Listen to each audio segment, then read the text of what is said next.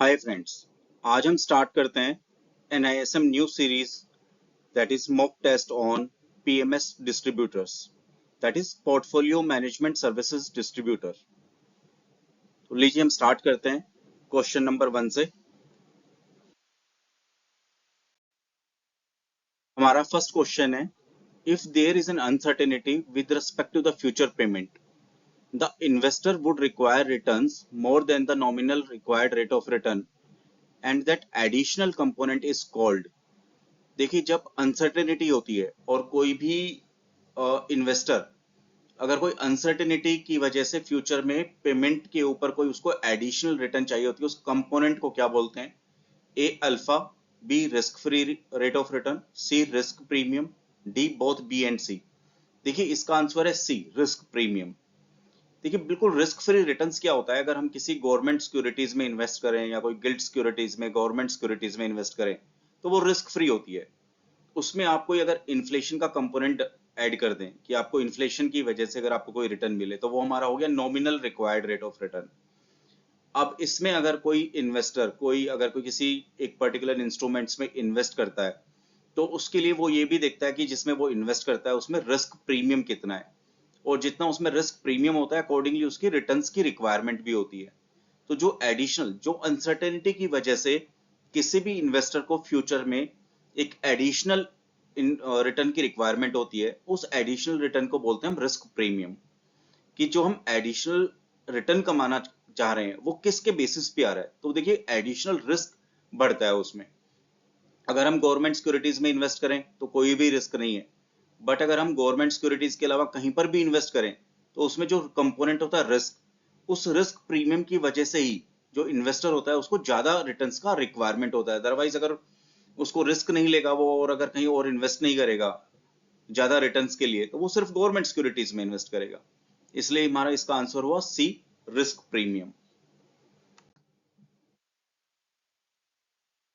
Next question, future value of investment is influenced by. जो future value है, देखिए आज मतलब कोई वैल्यू हम कहीं इन्वेस्ट करते हैं, उसके बेसिस पे जो हमारी फ्यूचर वैल्यू बनती है, वो उसमें जो इन्वेस्टमेंट होता है, तो future value of investment is influenced by किसके टुवर्ड्स फ्यूचर वैल्यू इन्फ्लुएंस होती है? Time period, rate of return, both A and B, none of the above. देखिए, फ्यूचर वैल्यू हमें पता है कि दोनों चीजों पर डिपेंड करेगी, टाइम पीरियड पे भी और रेट ऑफ रिटर्न के ऊपर भी। फ्यूचर वैल्यू का फॉर्मूला अगर आप सीधा देखते हैं तो है present value multiplied by 1 + r⁴ तो यहाँ पर r है वो रेट ऑफ रिटर्न है और n है वो टाइम पीरियड है। तो आप देख सकते हैं जो फ्यूचर वैल्यू है, अगर हम कोई भी पैसा आज इन्वेस्ट करें तो उसकी जो फ्यूचर वैल्यू है वो किस पे डिपेंड करेगी? रेट ऑफ रिटर्न के ऊपर, कि कितना रेट ऑफ रिटर्न या इंटरेस्ट आएगा और वो कितने टाइम पीरियड के लिए हम इन्वेस्ट करेंगे। तो इसका सिंपल सा आंसर हो गया हमारा C, that is both A and B, time period and rate of return. Dash represents ownership in the company that entitles its shareholder to participate in its profit and the right to vote on the company's affairs. A bond, B commercial paper, C equity shares and D all of the above। तो देखिए, इसका answer हुआ सी। जो company में किसी भी की ownership होती है वो शेयर होल्डर्स की होती है, वो कंपनी के सारे प्रॉफिट्स में पार्टिसिपेट करता है। बट उसका जो राइट होता है, अगर कंपनी कभी भी वाइंड अप करे तो उसका, क्योंकि वो ओनर है कंपनी का, तो सारे डेट क्लियर करने के बाद जो उसके राइट्स आएंगे वो सबसे लास्ट में आएंगे। इसलिए जो इक्विटी शेयर होल्डर्स होते हैं वो जितने परसेंट उनके पास इक्विटी होती है उतने ही परसेंट में उनकी ओनरशिप होती है उस कंपनी में। तो इसलिए equity share represents the ownership of the company that entitles its holder to participate in the profit. Which of the following statement about speculation is false? तो speculation के बारे में कौन सा statement false है? It is investment without any significant analysis or thought। तो देखिए, बिल्कुल ठीक है कि जब भी speculation होता है तो ये इसमें कोई भी logic या कोई analysis नहीं लगाया जाता, ये automatically वैसे ही कर दिया जाता है speculation basis के ऊपर। Speculation is based on some conjectures without evidence। तो जब भी हम speculation के ऊपर कोई investment करते हैं तो उसके पे कोई भी evidence नहीं होता। C, profit is the strongest motivation of the speculation. ये भी ठीक है, प्रॉफिट जो है स्पेकुलेशन के बेसिस पे कुछ भी इन्वेस्ट किया जाता है तो वो उसके पीछे एक सिर्फ प्रॉफिट ही स्ट्रॉन्ग मोटिवेशन हो जाता है, उसके पीछे कोई एनालिसिस, फंडामेंटल या कोई एविडेंस नहीं होता। Speculation always leads to higher return, तो देखिए इसका आंसर होगा डी। यही जो रीजन है वो फॉल्स है इसका, क्योंकि स्पेकुलेशन अगर आप करेंगे तो हमेशा आपको प्रॉफिट होगा, ये कि इसके चांसेस बहुत कम है। अल्टीमेटली इसका आइडियली आप देखें तो वाइस वर्सा होता है, अगर आप स्पेकुलेशन के बेसिस पे सिर्फ इन्वेस्ट करेंगे तो there are very high chances कि अगर आपने जो वैल्यू इन्वेस्ट किया आप उसको भी खो दे। हमारे पास इसका आंसर और D, speculation always leads to higher return, ये स्टेटमेंट फॉल्स है। Liquidity refers risk refers to, liquidity risk का मतलब कि अगर आपके पास कोई असेट्स है, अगर आप उसको आपको कैश में कन्वर्ट करना है तो उस लिक्विडिटी रिस्क, तो किसी भी एक एसेट्स को जो भी इन्वेस्टमेंट आपके पास है उसमें अगर कोई लिक्विडिटी रिस्क है तो वो किसको रेफर करती है? A, the ease with which one can convert an asset into cash, B, the possibility of realising almost the entire economic worth of an assets. इसके ऑप्शंस हमारे पास ए, बी, सी में ए एंड बी, तो इसका आंसर हमारा सी। क्यों? देखिए लिक्विडिटी रिस्क का मतलब हुआ कि अगर आपके पास कोई भी असेट है तो आप उसको कितना आसानी के साथ बेच सकते हैं, ये लिक्विडिटी रिस्क है। अगर आप किसी भी असेट को बहुत आसानी से बेच पाए तो उसमें लिक्विडिटी रिस्क नेग्लिजिबल हो गई। अगर किसी असेट्स को आपको अगर बेचना है और उसमें कोई डिफिकल्टी हो तो वो लिक्विडिटी रिस्क हो गई। साथ में possibility of realising almost the entire economic worth, अगर आपके पास कोई असेट्स है आप उसको बेच तो सकते हैं, आप उसको कैश तो कर सकते हैं, बट आप उसको पूरा ना बेच पाए, आप उसको सिर्फ पार्शियली बेच पाए, तो वो भी एक अपने आप में लिक्विडिटी रिस्क हो गई। इसलिए इसका आंसर हो हमारा सी, कि जो हमारा एंटायर कॉस्ट है उसका, जो इन्वेस्टमेंट जो असेट किया हुआ है उसके लिए भी फिजिबिलिटी होनी चाहिए कि हम उसको पूरा बेच पाए, और एक ऐसा ईज होना चाहिए कि जो हम असेट्स को बेच रहे हैं उसमें में बेचने में कोई बहुत ज्यादा डिफिकल्टी नहीं हो। इसलिए लिक्विडिटी रिस्क में दोनों ऑप्शंस आ जाएंगे। When a listed company issues share to a select group of person, which is neither right issue nor a public issue, then it is known as। देखिए एक जब कंपनी कोई भी सेलेक्ट ग्रुप ऑफ पर्सन को shares issue करती है जो कि पब्लिक इशू भी नहीं है, राइट भी नहीं है, तो जनरली उसको क्या बोलते हैं? A, preferential issue, private placement, private equity. तो देखिए उसको बोलते हैं ए, प्रेफरेंशियल इशू। कोई भी ऐसे mainly specifically existing share holder कि अगर हम उनको कोई भी एक सेलेक्ट ग्रुप ऑफ पर्सन उनको चूज किया और उनको हमने अगर कोई शेयर्स इशू किए तो वो प्रेफरेंशियल इशू बोला जाता है, बिकॉज हमने उनको जो इशू किया वो कुछ प्रेफरेंशियल बेसिस पे कर दिया। तो देखिए इसमें क्या डेफिनेशन है आपका, सॉरी क्या डिफरेंस है आपका प्राइवेट प्लेसमेंट में और प्रेफरेंशियल अलॉटमेंट में? प्राइवेट प्लेसमेंट में जो होती है वो a method of raising capital by selling securities to small number of select investors. जो प्राइवेट प्लेसमेंट में है उसमें सेलेक्ट इन्वेस्ट किए जाते हैं थोड़ा बहुत ही स्मॉलर नंबर के अंदर, जो कि जनरली इंस्टीट्यूशनल इन्वेस्टर्स होते हैं और हाई नेटवर्थ इंडिविजुअल होते हैं। प्रेफरेंशियल अलॉटमेंट में method of raising capital by issuing share to select group of shareholders, typically existing shareholder at a price that is lower than the market price.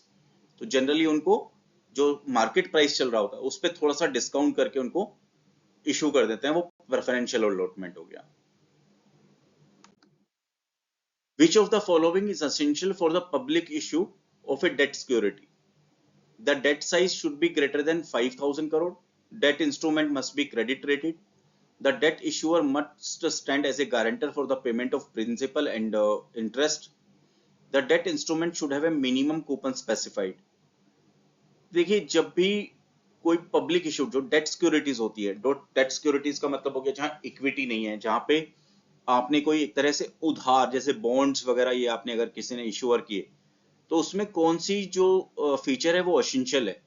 तो date size, जो date issue है उसका size greater than 5,000 crore होना चाहिए, गलत है, ऐसा जरूरी नहीं है, आपके छोटे इश्यूज भी हो सकते हैं।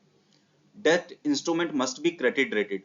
देखिए ये इंपॉर्टेंट है, जो भी डेट इंस्ट्रूमेंट्स अगर उसका पब्लिक इशू आ रहा है तो उसकी क्रेडिट रेटिंग असाइंड होनी चाहिए थ्रू क्रेडिट रेटिंग कंपनीज, जैसे क्रिसिल हो गया, केयर हो गया, तो उनके थ्रू आ रहा कंपनीज का जो डेट इंस्ट्रूमेंट्स है उनकी क्रेडिट रेटिंग होनी चाहिए कि वो कौन सी रेटिंग है उनको असाइन की हुई है, सो दैट उससे पता लगे कि कितना रिस्क है उन डेट इंस्ट्रूमेंट्स में। तो इसका आंसर हमारा बी। वैसे सी को हम गो थ्रू कर लेते हैं। Debt issuer must stand as a guarantor for the payment of principal and interest. देखिए जो भी डेट इश्यूअर होता है वो कभी भी डेट की कोई गारंटी नहीं करता है, इसीलिए उसको क्रेडिट रेटिंग एजेंसीज उसको क्रेडिट रेट करती हैं कि वो उसकी रेटिंग क्या है। The debt instrument should have minimum coupon specified, तो ये भी मैंडेटरी नहीं है, इसलिए इसका आंसर होगा बी, कि जो भी पब्लिक इशू आएगा जो डेट इंस्ट्रूमेंट्स का, उसकी क्रेडिट रेटिंग होना वो मैंडेटरी है। The undertaking of an intermediary to buy unsubscribed portion of an issue during the initial stage of an IPO is A. Hard underwriting, B. Soft underwriting, C. Revocable underwriting, D. Irrevocable underwriting। इसका answer है A. Hard underwriting। देखिए hard underwriting क्या होती है कि जो भी merchant bankers हुए, जो भी उस आईपीओ को के साथ में जुड़े हुए लोग हैं, अंडरटेकिंग ऑफ एन इंटरमीडियरी, जो उस आईपीओ को मैनेज करती है, तो जो इंटरमीडियरी है वो एक उसको कमिटमेंट करती है, एक इंडेमिनिटी देती है कि अगर किसी भी रीजन से अगर आपका आईपीओ किसी भी स्टेज के ऊपर अगर वो सब्सक्राइब नहीं होता है, तो वो उसके अंदर अपना पैसा लगाएंगे और उस आईपीओ को सब्सक्राइब कर देंगे, तो वो उसके लिए इंडेमिनिटी, एक तरह से वो गारंटी देते हैं, उसको बोलते हैं हार्ड अंडरराइटिंग। एक तरह से हार्ड रिटर्न कमिटमेंट होता है, ये रिटर्न इंडेमिनिटी होती है कि अगर किसी भी रीजन से अगर आईपीओ में सब्सक्रिप्शन नहीं आता, अगर आईपीओ में लोग पैसा इन्वेस्ट नहीं करते या वो अंडर सब्सक्राइब रह जाता है, तो जो इंटरमीडियरी है वो इंडेमिनिफाई करती है और वो एक हार्ड अंडरराइटिंग करती है कि अगर किसी भी रीजन से अगर आईपीओ सब्सक्राइब नहीं होता है तो वो अपना पैसा डाल के उसको सब्सक्राइब करेंगे। Which of the following is the function of secondary market? Secondary market का क्या फंक्शन है? A. Provide liquidity of securities issued, B. Provide a platform for making public issue, provide information about public companies, all of the above. तो इसका answer हुआ D. Secondary market देखिए क्या करते हैं, प्रोवाइड लिक्विडिटी, तो जो भी सिक्योरिटीज इशू करते हैं उसको सेल और बाय करने के लिए लिक्विडिटी का प्लेटफॉर्म प्रोवाइड करते हैं। Provide a platform for making public issue, तो जो भी किसी कंपनी को अगर नया पब्लिक इशू आईपीओ लेके आना है तो उसके लिए प्लेटफॉर्म करते हैं, प्रोवाइड करते हैं। Provide information about public companies, तो जो पब्लिक कंपनीज होती है वो अपने रिजल्ट्स वगैरह के थ्रू डिफरेंट मीन से इंफॉर्मेशन प्रोवाइड करती है, तो जो सेकेंडरी मार्केट है उसका वो भी काम है कि कंपनीज के बारे में इंफॉर्मेशन प्रोवाइड करना, तो इसलिए हमारा इसका आंसर होगा D, all of the above. A trade that is squared of during the day does not require delivery of share, is not guaranteed by the exchange, is cancelled by the exchange, is not considered in calculating trading volume। तो देखिए जो भी intraday के time पर अगर कोई भी अपने shares same day buy sell कर दिए तो that will not require delivery of shares. तो अगर मैंने आज ही कोई शेयर्स लिए और उनको आज ही बेच दिए, तो क्योंकि वो सेम डे ही शेयर्स बेच दिए और सेम डे ही खरीद लिए हमने, तो उसमें वो स्क्वेयर ऑफ हो गए, तो वहां पे कोई एक्चुअल डिलीवरी ऑफ शेयर्स नहीं होती है। ऐसा नहीं है कि वो पहले वो शेयर्स मेरे अकाउंट में जाएंगे और फिर मैं उनको बेचूंगा तो मेरे अकाउंट से डेबिट होगा। तो जो भी शेयर्स अगर एक ही सेम डे में स्क्वेयर ऑफ हो जाते हैं, बाय और सेल हो जाते हैं, तो उनकी डिलीवरी, उनकी ट्रांजेक्शंस जो डिलीवरी ट्रांजेक्शंस है वो स्टेटमेंट में नहीं आती, उनकी एक्चुअल डिलीवरी नहीं होती उन शेयर्स की। Dash industries rise and fall and very closely follow the general economic activity in comparison to other industry. A. Cyclical, consumer staples, defensive। देख लीजिए इसका आंसर है ए, साइक्लिकल। जो साइक्लिकल इंडस्ट्रीज है वही राइज एंड फॉल करती है very closely to the general economic activity. जब जनरल इकोनॉमिक एक्टिविटी होती है कि कभी भी इकोनॉमिक एक्टिविटीज में कभी डाउन साइड आया या कभी अपसाइड आया, तो जो साइक्लिकल इंडस्ट्रीज होती है बेसिस दैट इकोनॉमिक एक्टिविटी वही सबसे ज्यादा राइज एंड फॉल करती है, तो इसलिए हमारा इसका आंसर हुआ cyclical. Under relative valuation technique, value of A stock is estimated based upon its current price relative to variables considered to be significant in valuations। देखिए कभी भी अंडर रिलेटिव अगर किसी भी स्टॉक्स का आपस में आप या कोई भी इन्वेस्टमेंट्स करते हैं, आप जब भी स्टॉक्स की अगर उसका वैल्यू को आपको प्रिडिक्ट करना है या उसका वैल्यू के बारे में एस्टिमेट करना है, तो उसका वैल्यूएशन टेक्निक जब आप लगाते हैं तो वो किन वेरिएबल्स पर डिपेंड करती है। तो इसको देखिए earning, cash flow, book value, all of this. तो इसका सिंपल आंसर हुआ डी। जब भी हम किसी भी स्टॉक्स को रिलेटिवली उसका अगर वैल्यूएशन करेंगे वैल्यूएशन टेक्निक में, तो उसका जो प्राइस है या उसकी वैल्यूएशन है वो अर्निंग पर भी डिपेंड करेगी कि उसकी कंपनी की अर्निंग क्या है, अर्निंग पर शेयर क्या है, उस कंपनीज के कैश फ्लोज कैसे हैं, उस कंपनीज का स्टॉक्स का बुक वैल्यू क्या है, तो इन सारे फैक्टर्स पर डिपेंड करेगा। इसीलिए जो रिलेटिव वैल्यूएशन टेक्निक्स है दैट कंसिडर्स ऑल, तो हमारा इसका आंसर होगा D. Dash ratio compares the price of stock to the earning it generates. Dash is the ratio which compares price of the stock to earning. तो देखिए इसका simple सा answer हो हमारा ए पी रेशियो. ऑप्शन है हमारे पास P ratio, PB ratio, price to cash flow ratio, price to sales ratio. तो पहला हमारा प्राइस टू अर्निंग की जो एक शेयर है उसका प्राइस टू अर्निंग क्या है, प्राइस मल्टीपल क्या है. तो वो कैसे कैलकुलेट करते हैं, एक शेयर पे कितना प्राइस है वो दे दीजिए, साथ में उसका एनुअल अर्निंग पर शेयर निकाल लीजिए कि एक शेयर के ऊपर कितनी अर्निंग हो रही है. तो उससे पी रेशियो आ जाएगा कि एक शेयर है वो कितने मल्टीपल पर ट्रेड कर रहा है, कितने पी रेशियो पर ट्रेड कर रहा है.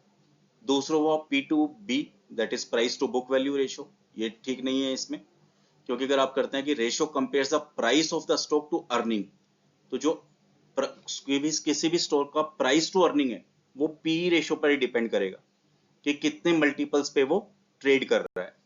इसलिए इसका आंसर हमारा A P ratio. Market risk refers to the risk in equity investment arising due to. जो मार्केट रिस्क है वो किस तरह के रिस्क को रेफर करता है, in equity investment which is arising due to the price dynamics in the market created by various players, the gap between book value and market value of an equity share, the price dynamic created by underlying business profitability, the price dynamic की government intervention in the stock market. तो देखिए इसका answer हुआ ए. जो market risk होती है वो किस लिए कैसे अराइज होती है, मार्केट रिस्क जो अराइज होती है price dynamics in the market created by various player. तो जो भी मार्केट में किसी भी तरह के प्लेयर्स होते हैं वही मार्केट में जो डायनेमिक्स क्रिएट करते हैं उसी को हम मार्केट रिस्क बोलते हैं. वो मार्केट में प्लेयर्स किसी भी तरह के हो सकते हैं. Government securities carry practically no dash and hence called risk free और गिल्ट एज इंस्ट्रूमेंट. देखिए government securities carry practically no risk of tradeability, liquidity, default और निगोशिएबिलिटी. तो आंसर हमारा इसका सी. जो गवर्नमेंट सिक्योरिटीज होती है वो आइडियली किसी भी तरह का डिफॉल्ट नहीं कर सकती, बिकॉज गवर्नमेंट की जो सिक्योरिटीज होती है एक तरह से क्या होता है, अगर कभी कोई सिक्योरिटीज डिफॉल्ट भी करने लगे तो गवर्नमेंट क्या कर सकती है, बहुत वर्स्ट केस सिनेरियो में वो पैसे को प्रिंट कर सकती है और वो पैसा दे सकती है. तो आइडियली गवर्नमेंट सिक्योरिटीज में किसी भी तरह का डिफॉल्ट नहीं हो सकता, इसलिए government securities carry practically no risk of default. हमारा आंसर हुआ C, default. Dash risk arises from the fact that economic flow received from an investment at a coupon rate may not be able to earn the same interest. A, reinvestment risk, B, default risk, C, credit risk, D, none of the above.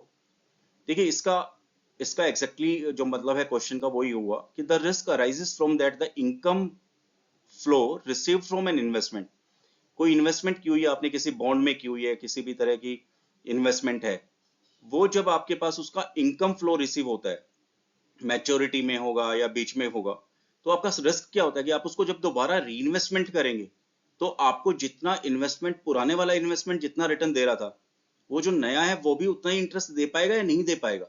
इसलिए risk को आपका री investment कि जो आपका पैसा mature हो गया, जब आप उसको दोबारा इन्वेस्ट करेंगे तो आपको पुराने जितना ही इंटरेस्ट मिल पाएगा कि नहीं मिल पाएगा. दैट रिस्क इज कॉल्ड री इन्वेस्टमेंट रिस्क. कि आपके पास जो पैसा मैच्योर हो गया आप उस पैसे को दोबारा इन्वेस्ट कहां करेंगे. दैट इज कॉल्ड री investment risk. The feature that allows the issuing firms to retire the bond before maturity by paying a prescribed price is called callability, putability, convertibility, redemption. देखिए ऐसी कौन सी फीचर है जो firm ने जब bonds जो issue किए हुए हैं वो अपने बॉन्ड्स को मैच्योरिटी से पहले ही रिटायर कर दे. मतलब मैच्योरिटी मान लीजिए 5 साल के बाद है, बॉन्ड से 10 साल के, और 5 साल के बाद ही कंपनी कहे कि ये मुझे पैसा आपको वापस करना है, तो उसको क्या बोलते हैं, कॉलेबिलिटी, कॉल ऑप्शन. की रीजन क्या है कि जो कंपनी ने अपने बॉन्ड्स इश्यू किए उनको वो कॉल कर सकती है. अभी कब होता है कि मान लीजिए किसी कंपनी ने कोई बॉन्ड्स इश्यू किए, मान लीजिए 12% इंटरेस्ट के ऊपर, अभी जो मार्केट में रेट ऑफ इंटरेस्ट है मान लीजिए वो डाउन हो जाता है, वो कम हो जाता है, और मान लीजिए वो हो गया 8%, और वो कंपनी के लिए प्रॉफिटेबल नहीं होता, तो कंपनी क्या करेगी, आपको 5 साल के बाद या कोई एक स्पेसिफिक टाइम पीरियड के बाद वो बॉन्ड्स को कॉल कर लेगी उन्हें pre specified terms and conditions के ऊपर. तो इसको हम बोलते हैं कॉल करना.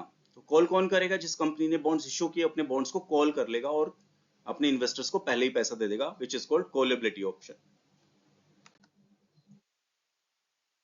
अब नेक्स्ट क्वेश्चन है हमारा typical putability, put option feature of a bond, उसमें क्या होता है? Gives the bond holders the option to convert the bond into another security, typically common stock of the firm. Gives the holder the right under certain circumstances to sell the bond back to the issuer. C. Allows the issuing firm to retire the bond before the maturity by paying a prescribed price. D. Allows the investor to redeem the bond. देखिए इसका answer हमारा B.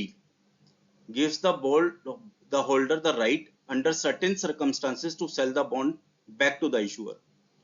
पुटेबिलिटी क्या होता है? पुटेबिलिटी का मतलब होता है कि जिसने बॉन्ड्स लिए हैं वो उसकी मैच्योरिटी से पहले ही उसके पास राइट होता है कि वो उसको बॉन्ड को पहले ही सरेंडर कर दे या पहले ही उसको कंपनी को दे दे और फिर वो अपना सेल कर दे और अपने पैसे वापस ले ले इशूअर से. तो वो पुट कौन करेगा? पुट करना, पुट वही करेगा जिसके पास बॉन्ड है. तो इसका आंसर हमारा बी. तो जिसके पास बॉन्ड है वो कंपनी के पास जाएगा और कहेगा कि मुझे अपना पैसा वापस चाहिए. तो वो कंपनी एक स्पेसिफाइड टर्म्स एंड कंडीशंस के अंदर अंडर सर्टेन सर्कमस्टांसेस वो बॉन्ड वापस ले लेती है और जो जो जो इन्वेस्टर है उसको पैसा वापस कर देती है. तो this is called put option. तो देखिए इसको यहां से समझते हैं. जो कॉलेबिलिटी है, कॉलेबिलिटी कौन करेगा? इशूअर जिसने बॉन्ड इशू किया है वो रिडीम करेगा बॉन्ड को. वो अपने इन्वेस्टर के पास जाएगा और कहेगा कि मुझे अपने बॉन्ड्स को कॉल करना है, वापस कर दीजिए मुझे. तो वो बॉन्ड्स को वापस कर देंगे, उसको पेमेंट हो जाएगा. पोर्टेबिलिटी क्या है? जो बॉन्ड होल्डर है जिसके पास बॉन्ड्स है उन बॉन्ड्स को वो कंपनी के सामने पुट कर देगा, इसलिए उसको बोलते हैं portability option. In A Nifty 50 future contract the underlying is. तो निफ्टी 50 का फ्यूचर कॉन्ट्रैक्ट है, उसका अंडरलाइंग असेट क्या है? जब हम पूछते हैं ना फ्यूचर कॉन्ट्रैक्ट, तो फ्यूचर कॉन्ट्रैक्ट में क्या होता है? देयर इज अंडरलाइंग असेट्स और underlying assets is generally the same. तो इसलिए देखिए इसमें a the top traded stock of Nifty 50 index, b the average price of the stock of Nifty 50 index, c the value of Nifty 50 index, all of the above. तो Nifty 50 future के under जिसमें की वजह से निफ्टी 50 फ्यूचर बना है, कॉन्ट्रैक्ट बना है, उसका अंडरलाइंग एसेट क्या हुआ था? Value of Nifty 50 index. Simple. तो इसका हमारा आंसर हो गया सी. The counterparty risk in a future contract is mitigated primarily through A. Collateralization by one of the parties to contract, settlement on gross basis between the two parties, C. The functions of clearing corporations, D. The limits on position and trading volumes. जब future contract करते हैं, आप participate करते हैं, तो जो दो party के बीच में काउंटर पार्टी रिस्क होता है किसी का भी डिफॉल्ट करने का, वो किसके थ्रू मिटिगेट होता है? तो देखिए इसका आंसर हुआ c, the functions of clearing corporation. जब भी हम फ्यूचर कॉन्ट्रैक्ट को बाय और सेल करते हैं तो क्लियरिंग कॉर्पोरेशन के थ्रू हम अपने ब्रोकर के पास मार्जिन रखते हैं. वो मार्जिन ही सो सेफ्टी के लिए होता है और वो मार्क टू मार्क बेसिस होता है एवरी डे. तो जब भी आप कभी भी कोई बाय और सेल करते हैं फ्यूचर कॉन्ट्रैक्ट, तो उसके लिए हमारे पास एक मार्जिन होता है and that margin is generally made through clearing corporation function. तो इसके थ्रू वो मिटिगेट हो जाता है. तो फॉर एग्जांपल मैं बायर हूं और आप सेलर हैं. अब हम दोनों के अपने ब्रोकर के पास एक मार्जिन रखना पड़ता है थ्रू क्लियरिंग कॉर्पोरेशन. वही मार्जिन जो होता है वो हमारे किसी भी काउंटर पार्टी जो आपस में आपके और मेरे किसी के भी बीच में डिफॉल्ट करने के लिए, उसको रिस्क को मिटिगेट करने के लिए जो क्लियरिंग कॉर्पोरेशंस होती है वो एडजस्ट करती है. तो नाउ लेट अस सपोज मैंने अपना मार्जिन रखा है और मैंने डिफॉल्ट कर दिया, तो जो जो जो और मैं बायर हूं और आप सेलर हैं, तो कोई भी अगर ट्रेड डिफॉल्ट होता है तो उस मार्जिन के साथ में उस ट्रेड को सेट ऑफ किया जा सकता है. अब उसके लिए कितना होता है? जनरली 5 to 10% जो कॉन्ट्रैक्ट वैल्यू उसका मार्जिन रखा जाता है. इसलिए हमारा इसका आंसर हुआ c. The settlement price of determining daily mark to market margin for future contract is a. Last traded prices, the average of high low and closing prices, c the weighted average price of last 30 minutes of trading, d the average of last 60 minutes of trading. देखिए जब भी कभी future contracts होते हैं, अगर उसका mark to mark analysis करना है प्राइस का और उसका मार्जिन्स का आपस में सेटलमेंट करना है, तो उनके प्राइसेस कैसे डिटरमाइन किए जाते हैं? तो उसका आंसर है सी. जो लास्ट के 30 मिनट्स होंगे ट्रेडिंग के, उसका जो वेटेड प्राइस होगा, एवरेज प्राइस, उसके बेसिस के ऊपर जो भी मार्जिन्स आएंगे वो अकाउंट फॉर किए जाएंगे. इसलिए हमारे पास इसका आंसर होगा सी. M2M का मतलब वो मार्क टू मार्केट. कि आज आपका और मेरा आज का कोई ट्रेड है, अब कल में उसमें कोई भी प्राइस डिफरेंस होता है तो उसके कौन से प्राइसेस लिए जाएंगे, जो कल के लास्ट के जो 30 मिनट्स होंगे उसका वेटेड एवरेज प्राइस लिया जाएगा और उसी के बेसिस के ऊपर जो M2M आएगा वो बायर का और सेलर का, वो मार्जिन के थ्रू फ्यूचर कॉन्ट्रैक्ट सेटल होंगे। तो वो जो मार्जिन की रिक्वायरमेंट है वो जो चेंज होगी वो according to the weighted price of last 30 minutes of trading जो स्टॉक प्राइस आएगा उसके बेसिस पे फ्यूचर कॉन्ट्रैक्ट का प्राइस डिटरमाइन होगा। Arbitrage opportunity can exist between spot and future price, two future prices, future and option prices, all of the above। तो देखिए arbitrage opportunity होती है कि एक ही तरह के आइडियली दो दो प्रोडक्ट है जो दो जगह अवेलेबल है, तो उनके बीच में कोई अगर अपॉर्चुनिटीज है उसको जो अर्निंग है एक तरह से उसको हम बोलते हैं आर्बिट्राज अपॉर्चुनिटी। तो इसका आंसर हमारा डी। तो फॉर एग्जांपल हमारे पास कोई भी दो दो फ्यूचर है या दो मार्केट है, उसमें कोई भी किसी भी तरह का दो आइडेंटिकल चीजों में किसी भी तरह के प्राइसेस में डिफरेंस होना वो आर्बिट्राज अपॉर्चुनिटी हो गई। तो कोई भी ऑन द स्पॉट है कोई हमारा कोई जो हम शेयर सेल करते हैं या कोई फ्यूचर से करते हैं, तो स्पॉट और फ्यूचर के प्राइसेस में जो डिफरेंस हुआ उसी के बीच में हम आर्बिट्राज अपॉर्चुनिटीज को डिफाइन करेंगे। ऐसे ही हमारे पास टू फ्यूचर्स हो सकते हैं अलग अलग टाइम पीरियड के, उसके बेसिस पे भी हम आर्बिट्राज अपॉर्चुनिटीज को कर सकते हैं। फ्यूचर एंड ऑप्शंस हो सकते हैं, उसमें जो डिफरेंस होगा उसको आर्बिट्राज अपॉर्चुनिटीज बोल सकते हैं। तो इसके लिए हमारे पास इसका आंसर होगा D. A dash is a trust that pool the savings of a number of investors who share a common financial goal, custodian, depository, bank, mutual fund. तो देखिए इसका आंसर होगा D.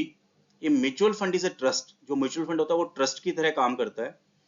That pools the savings of, तो उसमें सारे investors की savings को pool कर दिया जाता है और एक कॉमन फाइनेंशियल गोल की तरह उस इन्वेस्टर्स के पैसे को उस स्कीम के इन्वेस्टमेंट ऑब्जेक्टिव के अकॉर्डिंगली उसको इन्वेस्ट किया जाता है ताकि इन्वेस्टर्स को रिटर्न मिल जाए।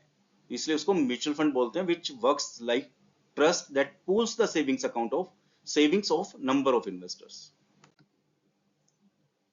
The following is or dash are the benefits of investing through mutual funds.